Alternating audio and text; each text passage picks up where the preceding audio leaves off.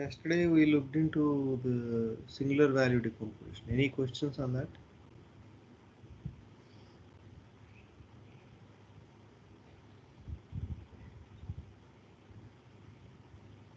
Basically, the principal component analysis algorithm uses SVD, but not needed.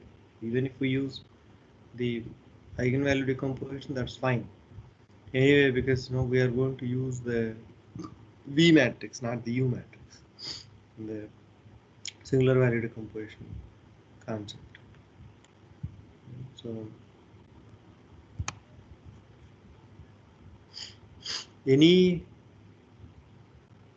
non-square matrix or rectangular matrix can be decomposed as U, sigma, and V transpose, where U and V are diagonal matrices, orthogonal matrices. Sorry, orthogonal matrices. What is orthogonal matrix?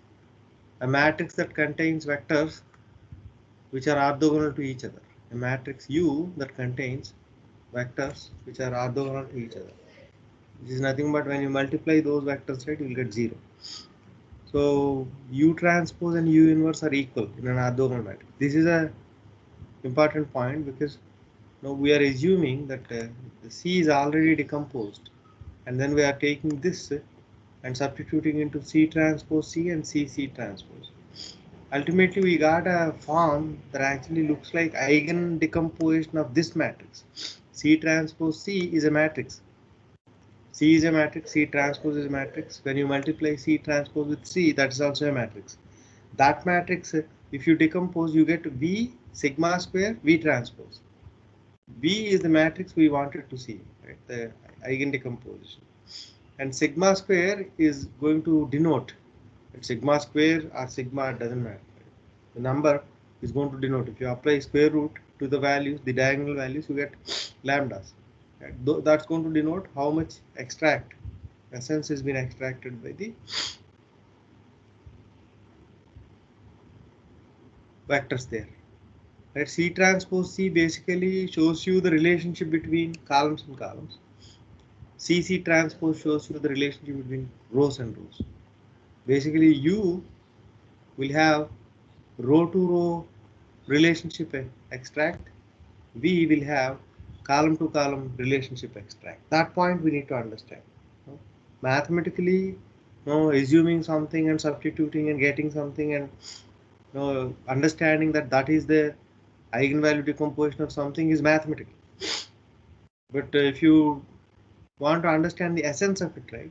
C transpose C is the correlation or covariance, depending on the way you converted your matrix of the data, right? And then columns, and then we will have the extract of the correlation between columns.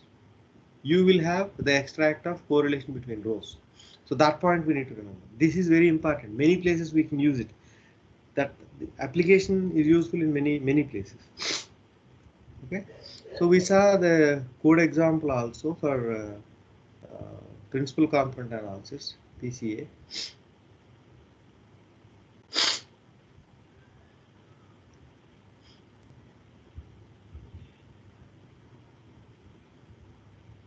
So today, right, I will finish PCA, kernel PCA, and we'll stop there.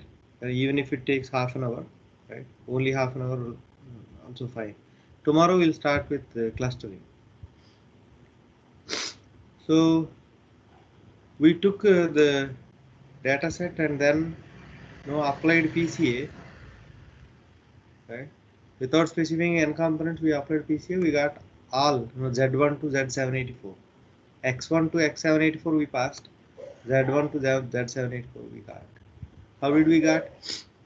These components are 784 by 784 matrix, right? If you pass a 5 by M matrix and do eigenvalue decomposition or SVD decomposition, C transpose C will give you a 5 by 5 matrix and you decompose that. So you get 5 eigenvectors, and then accordingly these eigenvalues. And explain variance ratio actually explains how much, right, how many components should be taken. So learning curve is a best way to look at it, which actually shows you by how many components total extract, total essence has been extracted, or total variance has been extracted, variance, covariance, right? So I took that and I inverse transformed to generate the 784 columns again, right? I took 784 columns, original pixels, then applied PCA, reduced it to 400 columns, and then inverse transformed it to generate generate the original data. It is not possible once the x's are converted to z's cannot be exactly converted to x's, but with some mathematical equations we can convert, or the algorithm is converting, right? We may not need to know all that theory behind it, right? So when you do inverse transform, we generate it and we are trying to reproduce the image. The original image is like this, reproduced this no, region, inverse transformed data based image is like this, right?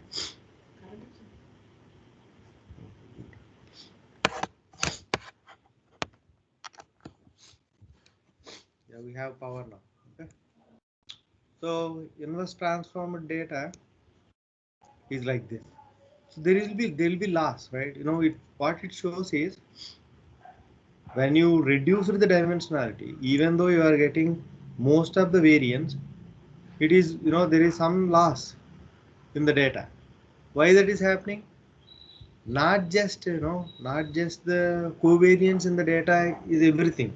There will be other columns which will have essence, right? If you lose that essence, right, you are going to have some loss in the data. So to demonstrate that PCA is going to reduce the dimensionality, but it may actually make the data loss also.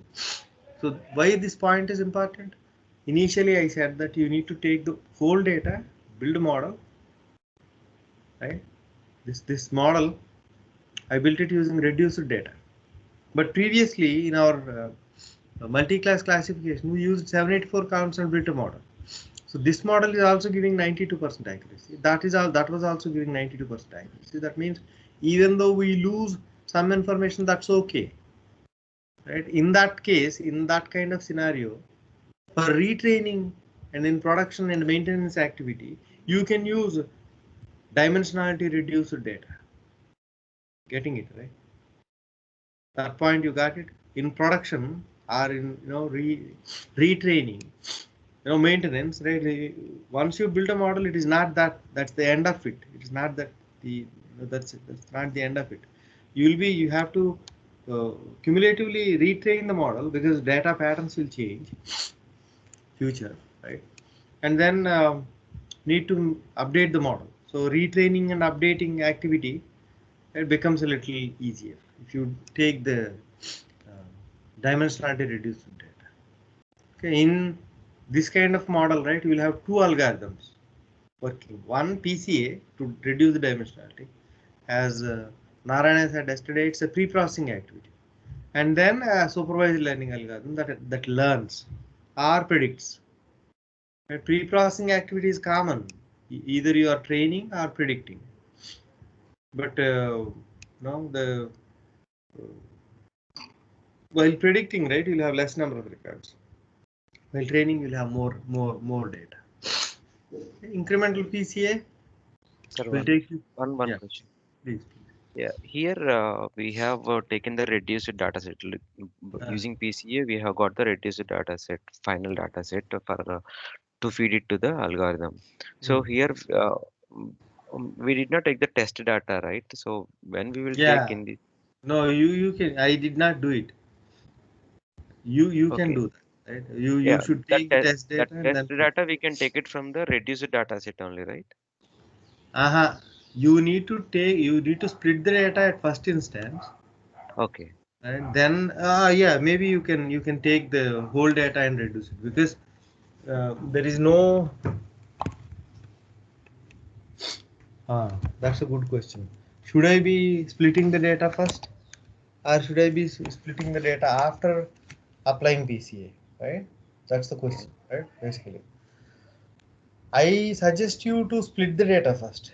I actually trembled a little bit, but I suggest you to split the data first and do PCA on the trained data, and then build a model and see how it's working, and then take the test data again, apply PCA, and then test it, because in production you will get original 784 pixels.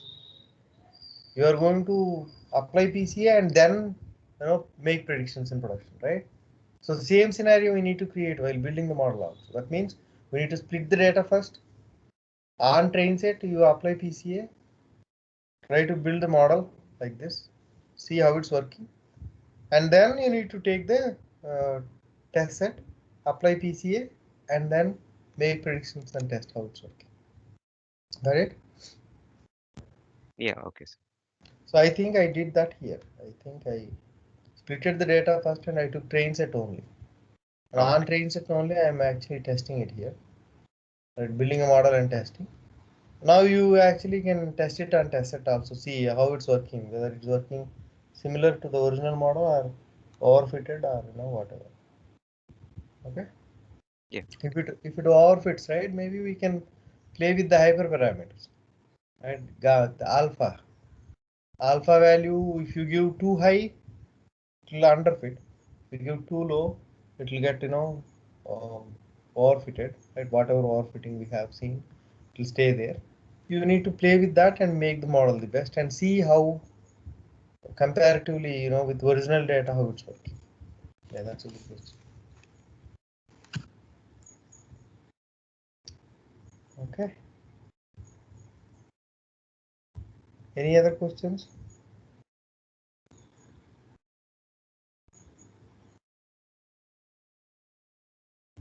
Okay, good. So, incremental PCA will take a batch of records and try to build. So this I am introducing here. It is not that we are going to use this extensively, but in deep learning, right, this is the same approach we follow. It's a miniature version. There also we take batches and we split the data, right, with some, TensorFlow has got its own methods. We'll use them, or we can use same np.array split to split the data into n batches. 100 batches I split it. There are 33,600 records. If I split it into 100, right, there is going to be 336 records each batch. I'm doing partial fit. Once after learning, right, I am transforming. What is transformation? We have seen that, right? Here, so this is all fitting. Centering the data, finding covariance matrix, and then finding eigenvectors and eigenvalues. Then, multiplying with n components is the transformation. That is PCA. Now we'll jump into kernel PCA.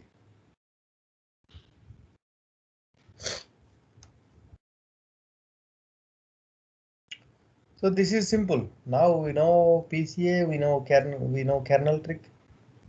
It is just that before we apply PCA, we'll apply kernel trick.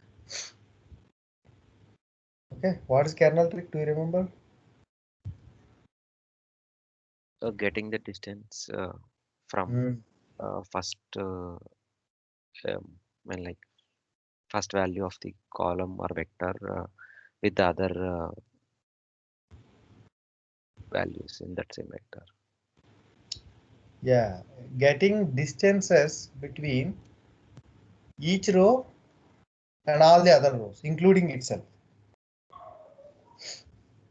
Okay, I took the first row, calculate distance between first row and itself, calculate distance between first row and second row, first row and third row, first row and fourth row, first row and fifth row. Here the landmark is the first row. Okay, second row and first row, second row and second row, second row and third row, second row and fourth row, second row and fifth row. Landmark is second row. Right? Third row and first row, third row and second row, third row and fourth row, third and third row, third and fourth row, third and fifth row.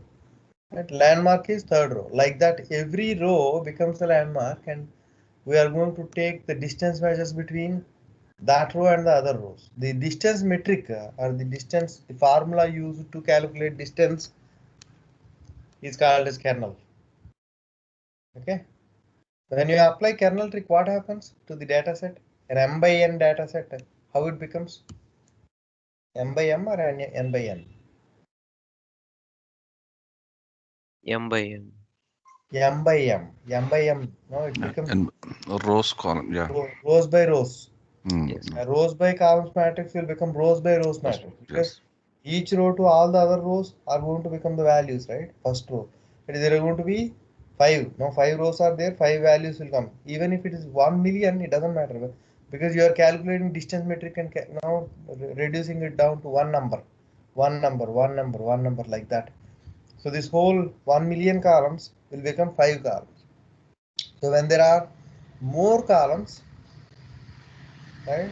If you have 1 million by 50,000, then you apply kernel trick, it becomes 50,000 by 50,000. Your matrix manipulation becomes easy, one thing. Second thing is, the most important thing is, it will extract the essence using the formula. Right? There may be some relationship, maybe RBF kernel relationship or polynomial kernel relationship or sigmoid kernel relationship. That relationship will be extracted beforehand, by which it becomes m by m matrix. Okay, if number of columns are less and number of rows are more, applying kernel trick is not that useful, because if you have 1 million by 3, 1 million rows and 3 columns, if you apply kernel trick, it becomes 1 million by 1 million dataset. You are actually exploding the dimensionality. The way you're creating a problem. If you understand it clearly, kernel trick when to apply, kernel SVM when to apply, when number of columns are more than number of rows and rows are less than around 50,000 or maybe 20,000, then you can apply kernel trick. If you are applying kernel trick on a small data set, right, kernel SVM, that means you haven't understood what is kernel, what is SVM, how it works and all that. Okay, so that is kernel trick. So in kernel PCA, the kernel PCA, KPCA is an algorithm. The kernel PCA is an algorithm which actually, when you say n components is equal to 2, it takes the kernel, right, linear kernel, and then transforms the original data to that many dimensions. Right? What that many dimensions? M by M, right? It makes M by M, and then it applies the PCA, principal component analysis. Now you have a square matrix, right? You can directly do, when you apply the kernel trick, right? How it becomes? It becomes a square matrix, right? It becomes a square matrix. Now you apply. Now you apply the principal component analysis. There are two things here. It becomes a square matrix and it has got some meaning. The data has got some meaning, right? Original data, there is no relationship between columns or between rows. Original data, there is no relationship between rows and between columns. Do you agree? Do you agree with my statement? Yeah, at least we did not establish the relation. Yeah. That's Later a we established the yeah. relation. That's a right way to explain. A right term to use. Right, no, right sentence to use. We did not establish or understood the relationship between rows or between columns. But after applying kernel, right, you have some relationship. We established. There is a relationship, but we clearly established it, numerically established it, and showing it here. Right? Now you apply, you will not consider y. When you are applying kernel trick, RPCA, you will not consider y. Okay, you take x's, f1 to f5, then apply PCA, right? Then you do SVD, or eigenvector decomposition. Eigenvector decomposition you do, then you get the essence, right? Essence of the kernel, essence of the kernel function. What is kernel function basically trying to do? Do you remember? What is it trying to do? What is the kernel function basically trying to do?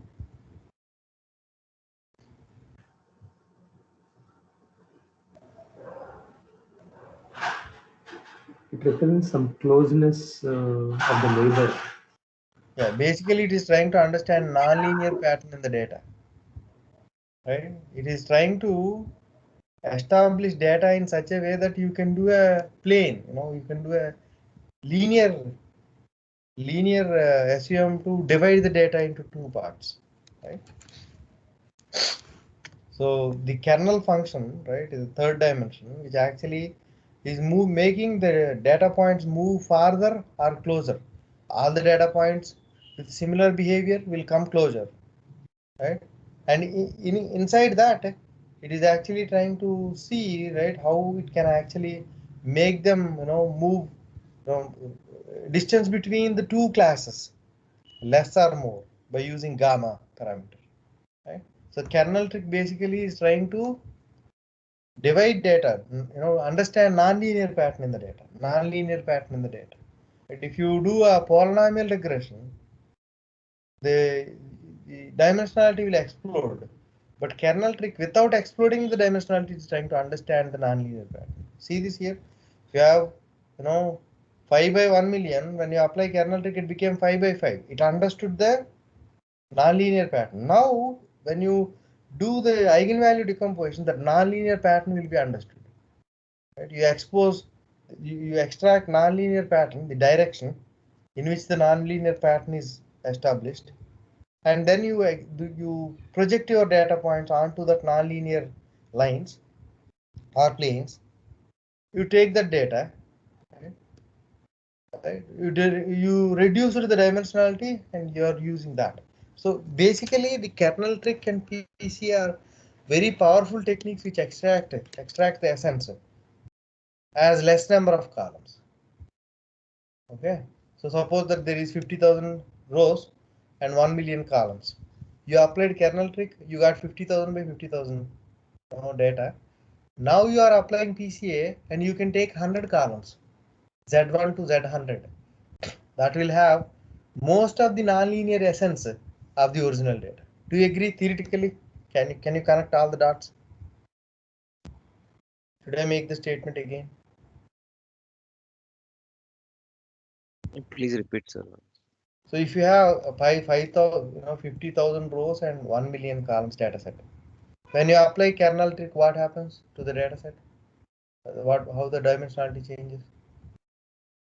Yeah, 15,000 by 15,000. Yeah, 50,000 I said. If you have 50, Okay. anything, Okay. 50,000 by 50,000 it becomes, right? Now you apply PCA on that. How many columns you get? Without saying n components. 50,000. 50,000. Z1 to Z50,000 you get. But out of which, right, or you found that most of the variance or most of the extract is there in 100 columns. Z1 to Z100. Now you take Z1 to Z100 and build a model. It works. Right? You are reducing a nonlinear data into 100 columns, nonlinear 1 million columns into 100 columns by applying kernel trick and principal component analysis. Kernel trick is extracting the nonlinear essence and the nonlinear essence into some way it is extracting, and then PCA is reducing the dimensionality. Here some dimensionality reduction happened along with the nonlinear pattern extraction. When you do eigenvalue decomposition on this, right, that nonlinear pattern is what is going to extract, right? That way you can get in the nonlinear pattern after kernel trick. If you apply PCA, you will get the nonlinear pattern. You asked a question. I think somebody asked a question. Will PCA work on nonlinear data? This way it is going to work. When you apply kernel trick, when you are not applying kernel trick, right, it is extracting only linear relationship, right? Linear correlation. Most correlated direction is going to the first principal component. But if you apply kernel trick, right, that's going to change. Most strong nonlinear relationship is where between the rows or between the columns. Sorry, between the columns is where it's going to extract the essence. So when you apply kernel trick, row to row relationship is extracted. When you apply PCA, column to column relationship is extracted. Got it? Column to column relationship on the extract. So it is like 2 times you have sugar canes and you have two machines, right? One is going to extract some kind of essence and another is going to extract the kernel trick is one machine and PCA is another machine. So you are putting it into this machine, taking out and putting into the other machine and taking out, and ultimately whatever the result you are, maybe first machine whatever the juice it gave, you are pouring that into other machine and maybe you are making jaggery out of it, like that it is. Got it? Kernel PCA.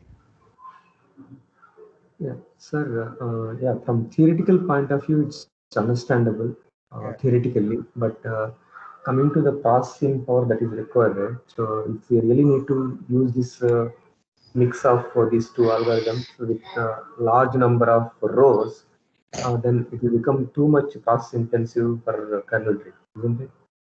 Yeah, large number of rows you should not use it.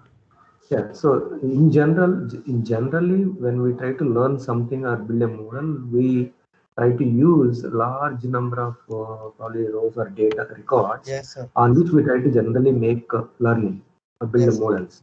Yes, So sir. from that point of view, if we do in a realistic world, it's become very much process intensive. Yes, sir. So from theoretical sake, yes, we can No, definitely build it. these algorithms will not work on large data. When you are when you have a problem in hand, you need to decide which algorithm to use, right? If your problem is having huge volume of data, this algorithm is not the one to use, right? Algorithm selection.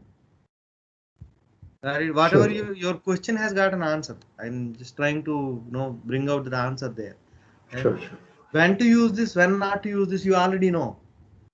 Right. For some problems, data is not ready. Industry is not ready with the data, ready with the labeled data. In that case, what you do, you collect data, you build something.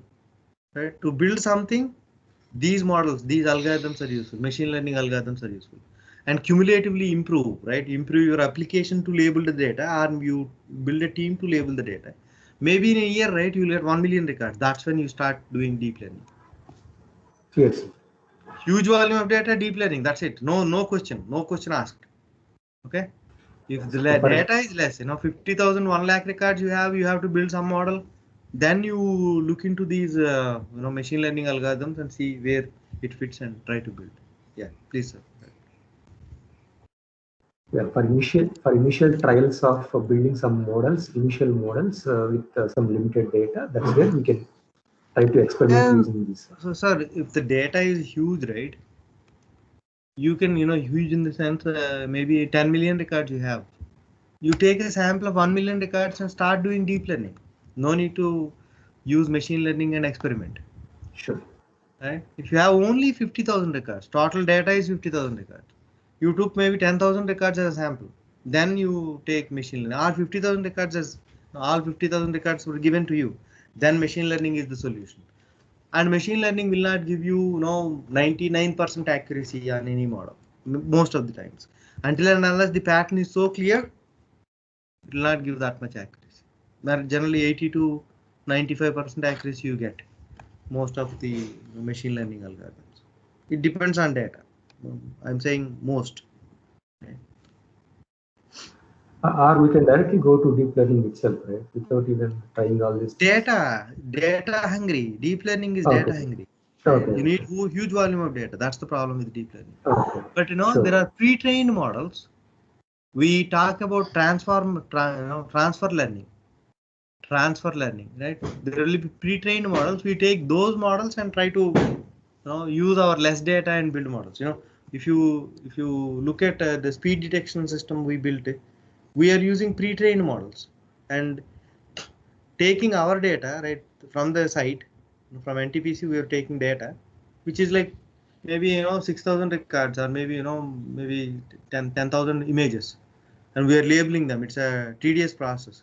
Maybe 6,000 to 10,000 images we are taking and passing it to the pre-trained model, because it already knows what is image, what is a car, what is a bike and all that. That way it is, even if you have small data you can use it, but for every problem there is no pre-trained model. For some problems there are pre-trained models. So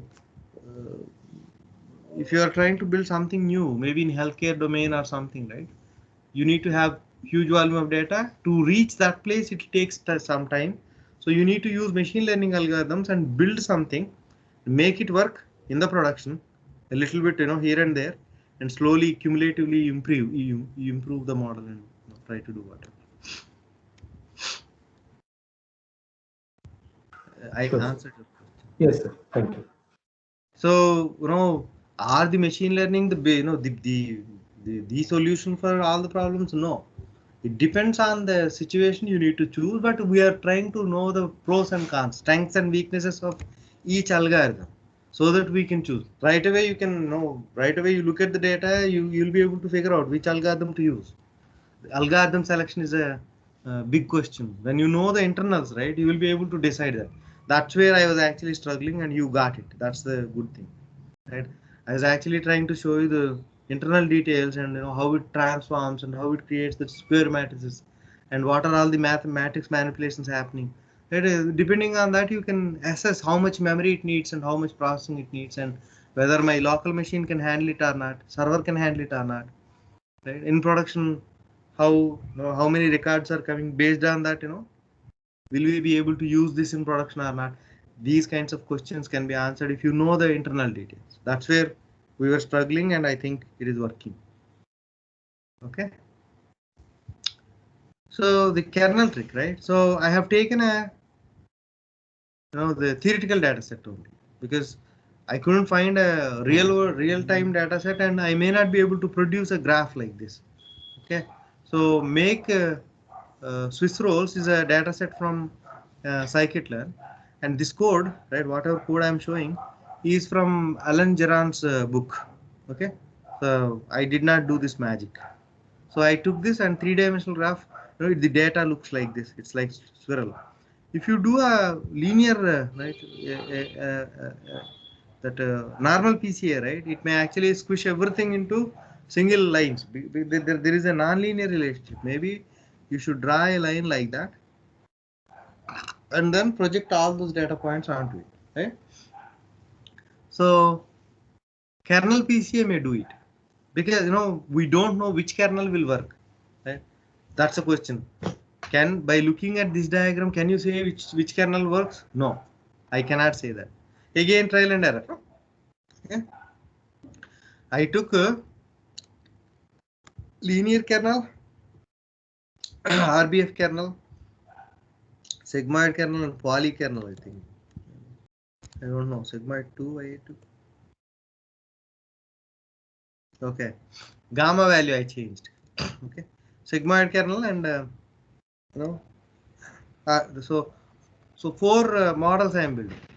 The four models I am building, and here you can use the grid search CV also, right, to change the gammas and all that. Now in a for loop, I am taking the values and trying to plot it here. How exactly they after kernel applied, right? How exactly it is working. Okay. So if you see this, right, linear kernel and sigmoid kernel looks like they applied it well, but in RBF kernel you get more accuracy. Okay. So I'll show you in a moment. So I applied that, and in this, right, fit inverse transform is equal to true. I said by default it is false. If you don't say this, right, you will not be able to do inverse transformation. After transforming the data, right, I'm extracting two columns. Original data is three columns. So one more point we need to remember here is it's a 1,000 row data set. It is 1,000 rows and three columns we have in this particular data, right? Make swirls. I am taking only two components. That means after applying kernel trick, I'll get 1,000 by 1,000 by 1,000 by 1,000 matrix. On that 1,000 by 1,000 matrix, I am applying PCA and taking only two columns. Basically, this data set is not eligible to apply kernel trick. There is 1,000 by 3 columns, and I am applying kernel trick. It is becoming 1,000 by 1,000. It is not eligible. I shouldn't be doing it. And then I am extracting two columns. But theoretically, if I have to show something. So I'm just showing it this one, right? So in real time, you can decide because you know how and what is happening there. Okay, so I am taking n components 2, and after taking 2 components, right, I tried to plot it a two-dimensional plot, right, Z1 and Z2, Z1 on x-axis and Z2 on y-axis, and it actually showing that kernel linear kernel, sigmoid kernel, and are working better than RBF. And how to check whether the model is working good or not, or the PCA kernel PCA transformed well or not. So one way is to take the grid set CV and try to build a model and see how it's working. Okay, so there is a y variable also in this data. Yeah, I'll show you y variable also. There is a y variable also in this data. See this, there is a y variable with some numbers there, but I am converting that into a classification problem. T greater than 6.9. Wherever the value is greater than, right, it will get true. Wherever it is less, it will get less than or equal to, it will get false. So I converted the y variable into a classification problem, and now I am taking a pipeline kernel PCA with n components 2, and then gamma value is different, and RBF kernel and sigmoid kernel. I am taking grid set CV, passing the pipeline, param grid CV3 I said, and fitted, and I found that this is the best kernel. Okay, RBF kernel with whatever. So when you are really building a model, then you will know which kernel is working better. By looking at these diagrams, we cannot do the diagrams for every data set. For understanding purposes, I did that. But in real time, right, you will be doing this only. Building a model with y variable. If you have y variable, right, if you have y variable in a data set, you can build a model and see which kernel is best. Yeah, sigmoid is not the best one. RBF is the best one with some kernel. Okay. And there is another approach. It is reconstruction error. What is reconstruction? You take kernel PCA, apply it, fit transform, reduce the dimensionality, and use the inverse transform method to reconstruct it as 3 columns. You took 3 columns and reduced it to 2 columns. Using inverse transform, we are actually reconstructing 3 columns. Now we can calculate error, right? Mean squared error between x and reconstructed. X has got 3 columns. This one also has got 3 columns. You take, subtract column to column and square it, sum it, right? Total sum, and then sum all 3 columns. Like that you calculate mean squared error. So on RBF kernel, the error is less. When it reconstructed and trying to look at the distance, square distance between the original data and the reconstructed data, right? We destroyed the image and we reconstructed the image, and now we are trying to compare the reconstructed and the original image, right? Then the error is less on the RBF kernel. Linear kernel, the error is more, right? RBF kernel is understanding better. That's where most of the articles write about RBF kernel more, because it understands the non-linear pattern better compared to the other kernels. Okay, so see this here, I applied till here it is clear, right? Any questions? Any questions?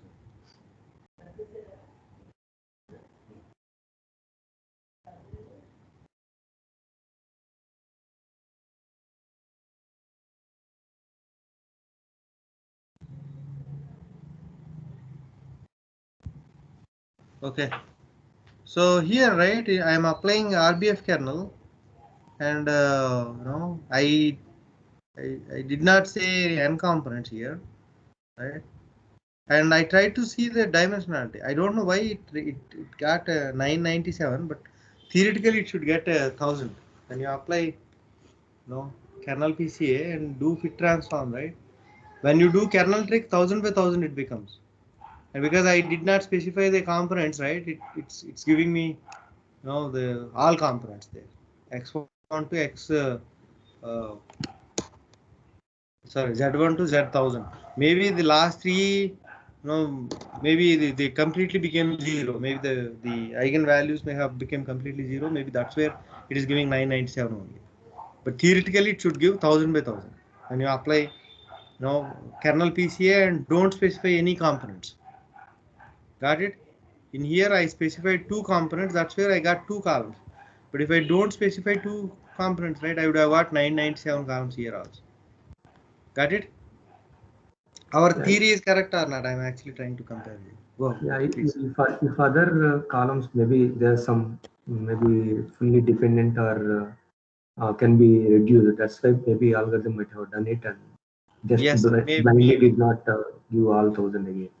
Yeah, maybe, you know, maybe the lambda values, right? The eigen values may have become completely zero. Maybe no, Yeah, yeah. to the power of maybe minus 100 or 1000. That's where maybe it ignored. I don't know. Maybe we should apply kernel trick independently and see, but we cannot see that, right? We cannot independently apply kernel trick and see. I don't know. Maybe scikit-learn has got independent kernel trick also, but our theory is actually matching almost. Right? So that's about the kernel SVM and kernel PCA and PCA.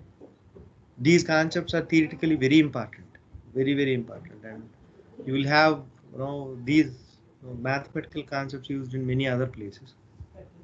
And I'll stop here, and tomorrow I'll start k-means clustering, and clustering will k-means clustering and DB scan and optics. 3 algorithms will cover. I used to explain hierarchical clustering, but it's not that useful. Maybe you can learn once I cover these. So these are the unsupervised learning techniques we are going to learn. Once after that, right, we're going to move into tree based again. They mentioned the supervised learning algorithms, and then once after finishing these, we'll jump into NLP. So maybe by Wednesday we'll start NLP, and by third we'll finish NLP and start maybe from fourth, right? We'll start the deep learning. Okay, and we can work on projects. We can work on data extraction from PDFs and Word documents. That is a simple thing to do. And then the next thing is OCR. How to do OCR on an image, right? Optical character recognition. Right? So I'll show how we did it on number plate extraction. Maybe you can take that one and then maybe do it. Do something from there. Okay. So to start with, right, you can start doing uh, data extraction from PDF and PDFs and Word documents. PDFs with tables, right? PDFs with graphs. Those are the complex problems, and even I too don't know how to extract it from those kinds of documents. You need to do some experimentation, some research on the Google, and then work on it. Now start working on that. PDFs with tables, PDFs with graphs, how to extract data from them is the first thing we do. We need to start with, right? Once we have a solution on that, right, in a month, we will cover the rest of the concepts on deep learning, right? We can start OCR also, optical character recognition also. Got it?